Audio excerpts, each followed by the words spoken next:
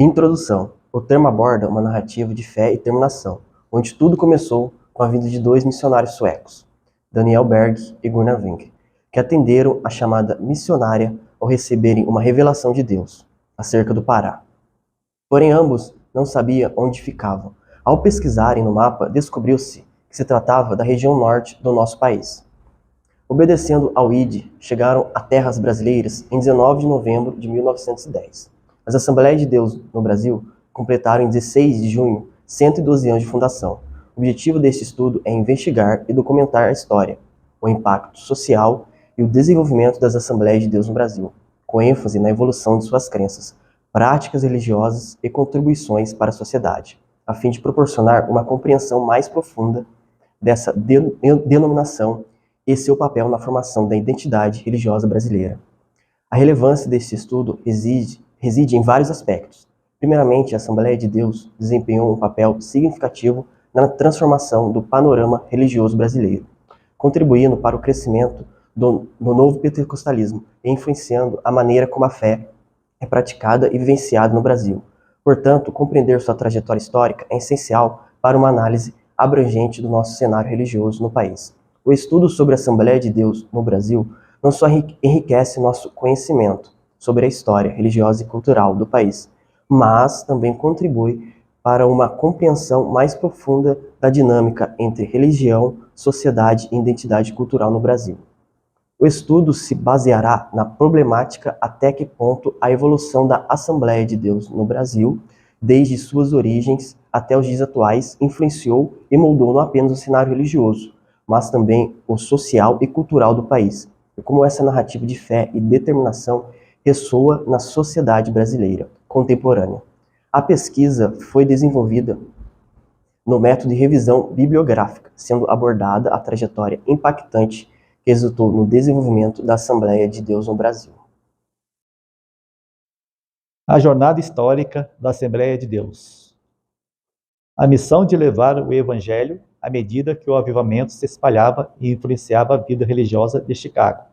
Gunnar Wingre, um pastor batista sueco, residido em South Bend, Indiana, a cerca de 100 quilômetros de Chicago, foi atraído pelos acontecimentos do avivamento em Chicago. Intrigado com o que estava acontecendo lá, Gunnar Wingre visitou a cidade. E ao testemunhar os poderosos movimentos espirituais, tornou-se um crente no movimento e recebeu o batismo com o Espírito Santo. Pouco tempo depois, durante uma convenção de igreja batista em Chicago, que aceitou o movimento pentecostal, Gunnar Wingre conheceu Daniel Berg, um jovem sueco que também havia experimentado o batismo com o Espírito Santo. Em seguida, Daniel Berg visitou Gunnar Wingre em South Bend, onde, durante uma reunião de oração, receberam uma mensagem profética que os instruiu a pregar o Evangelho e compartilhar as bênçãos do avivamento pentecostal em um lugar chamado Pará. Nenhum deles estava familiarizado com esse local. Depois da oração, os dois jovens foram a uma biblioteca em busca de um mapa que lhes mostrasse onde o Pará estava situado, apenas para descobrir que era um estado no norte do Brasil. Após compartilhar informações, experiências e ideias, Daniel Berg e Gunnar Wingre perceberam que Deus os estava direcionando para uma missão conjunta, levando a mensagem do Evangelho para terras distantes, embora ainda não soubessem exatamente para onde seriam enviados. Os dois missionários em direção ao Brasil. Em direção ao Brasil, Gunnar Wingre e Daniel Berg despediram-se da congregação e dos irmãos em Chicago, e cumprindo a ordem que receberam de partir como missionários, a igreja contribuiu com uma oferta para apoiar a sua missão.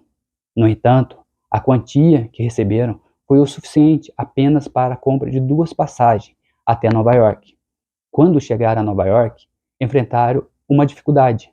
Não tinha recursos financeiros para adquirir mais 2 passagens até o Pará.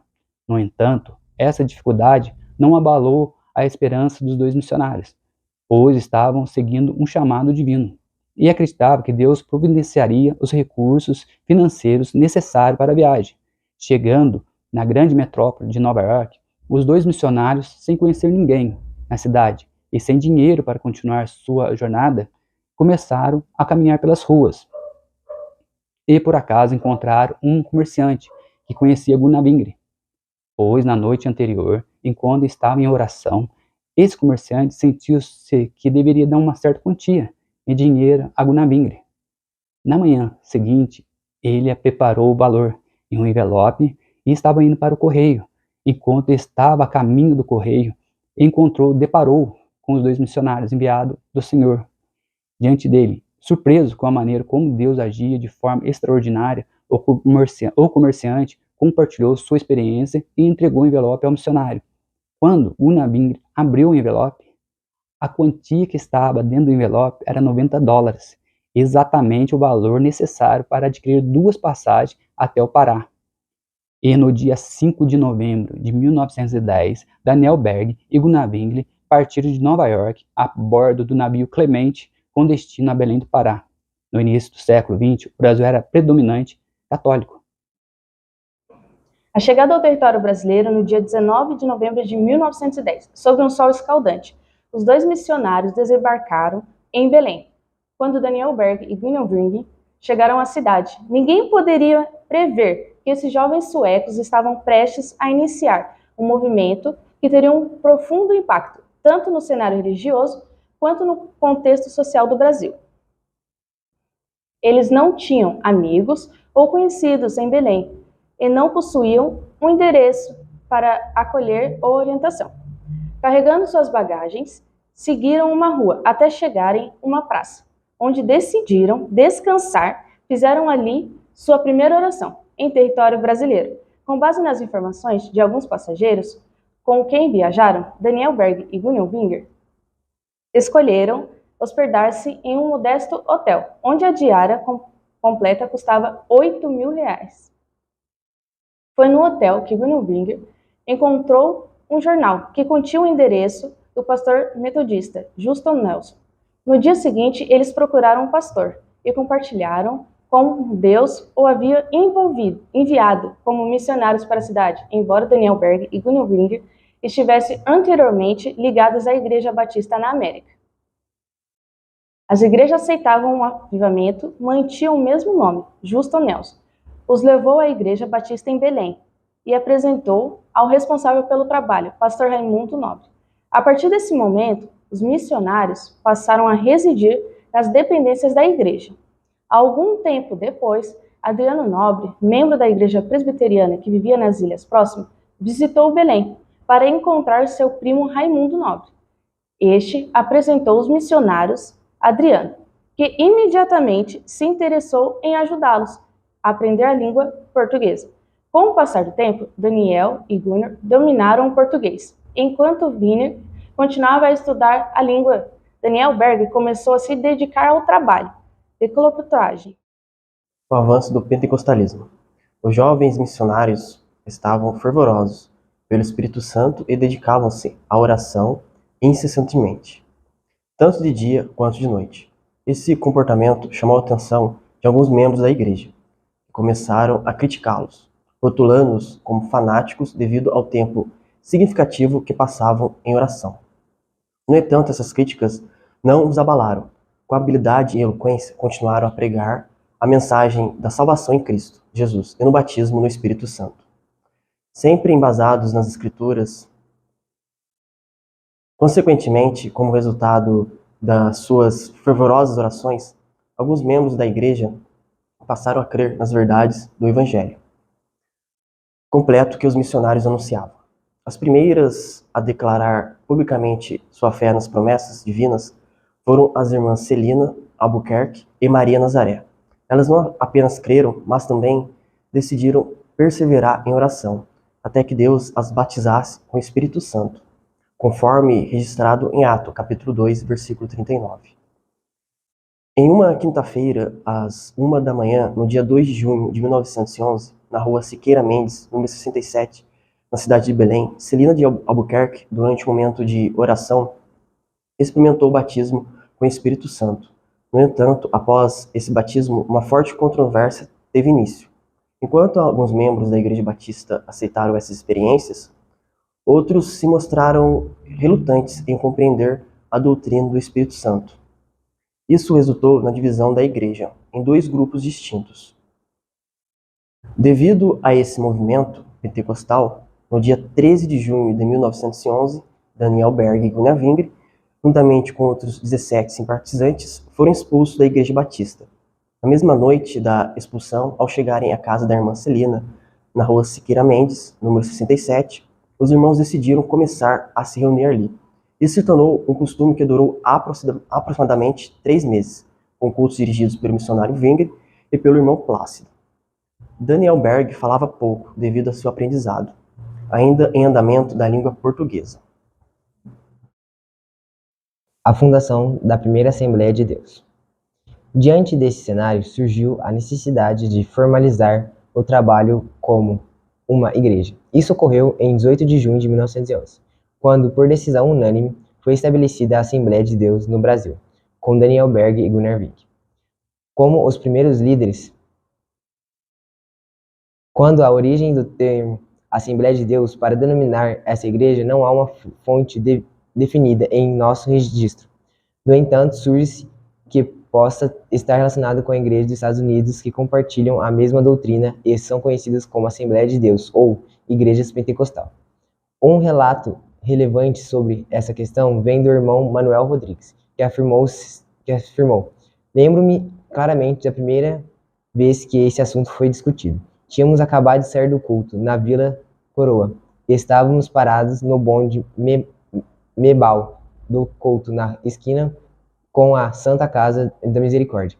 O irmão Gunnar Wingre perguntou a qual nome deveríamos dar à igreja. Explicamos que nós, nos Estados Unidos, usavam o termo Assembleia de Deus ou Igreja Pentecostal. Todos os presentes concordaram em adotar o nome Assembleia de Deus. A chegada da Assembleia de Deus em São Paulo.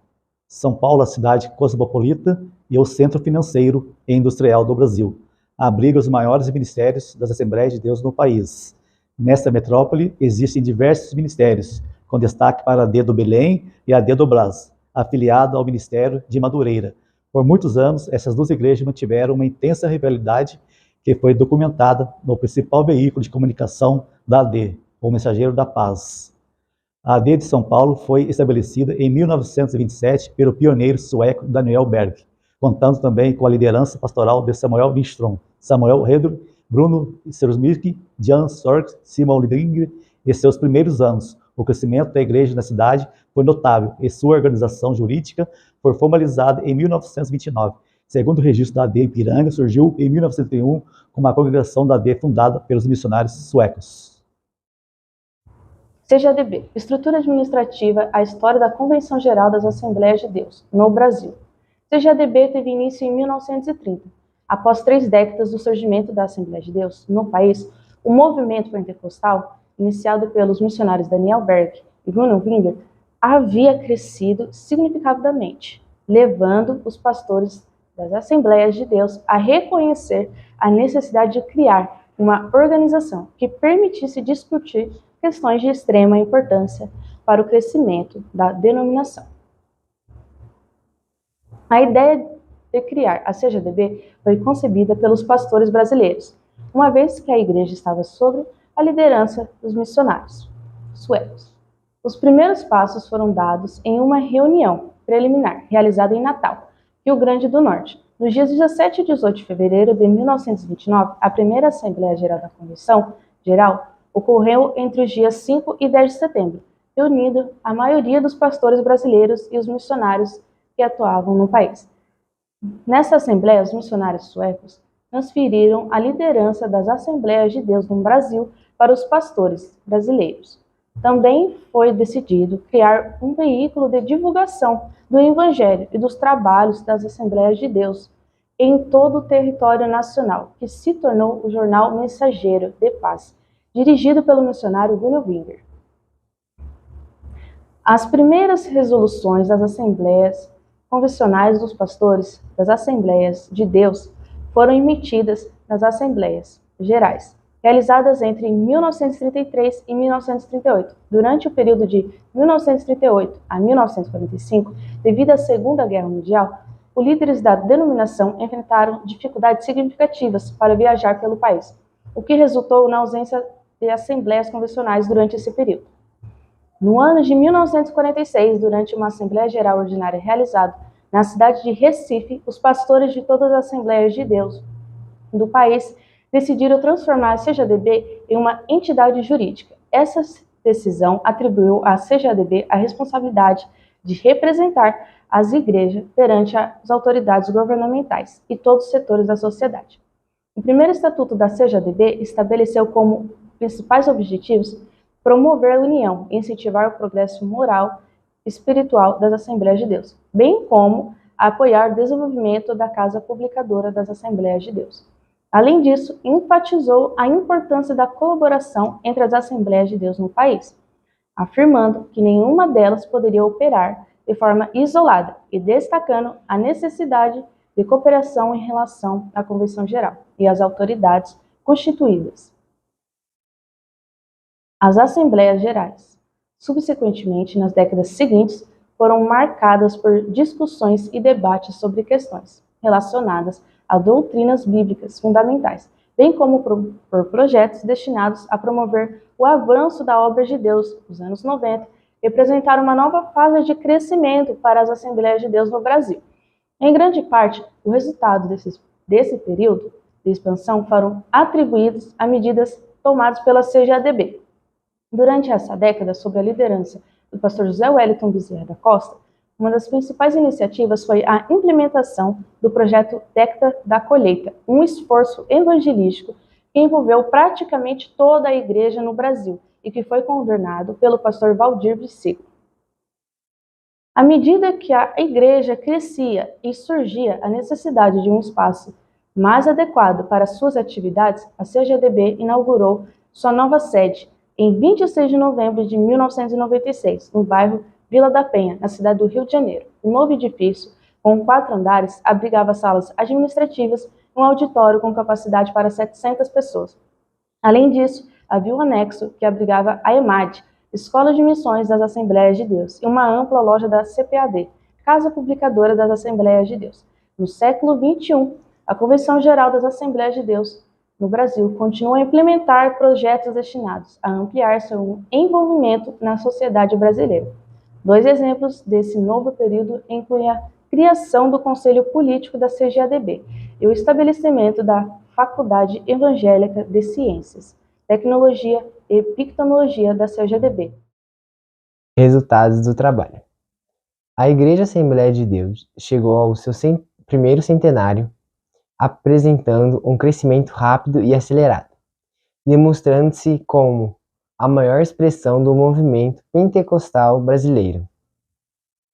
A Assembleia de Deus é a maior igreja pentecostal do Brasil, completando 112 anos de uma história que se iniciou no Belém do Pará. A comemoração de aniversário já faz parte do calendário da cidade, que conta com 540 templos na capital e 140 mil membros no Pará. A igreja possui mais de 700 membros e 22 milhões ao todo do território brasileiro. Finalizo esse trabalho dizendo que a celebração dos 112 anos da Igreja Assembleia de Deus representa um marco significativo em sua história, marcado por um crescimento impressionante e contínuo, demonstrando-se como a principal expressão do movimento pentecostal no Brasil. Esse legado é uma continuação do trabalho visionário dos pioneiros, Gunnar Wingre e Daniel Berg, que lançaram as bases dessa denominação no Brasil. No entanto, mais que uma ocasião, a celebração dos 112 anos deve servir como um chamado, um lembrete, que nossa missão é continuar a proclamar a mensagem que foi iniciada por Gunnar Wingre e Daniel Berg em nosso território brasileiro, que é a seguinte: Jesus salva, cura, batiza com o Espírito Santo e em breve voltará. E à medida que nos avançamos no futuro, lembramos das raízes que o sustentaram e nos inspiram a prosseguir com zelo, dedicação, compartilhando esperança e amor de Cristo com o mundo. Que os próximos anos sejam frutíferos, abençoados, quanto os primeiros 112 anos de sua história.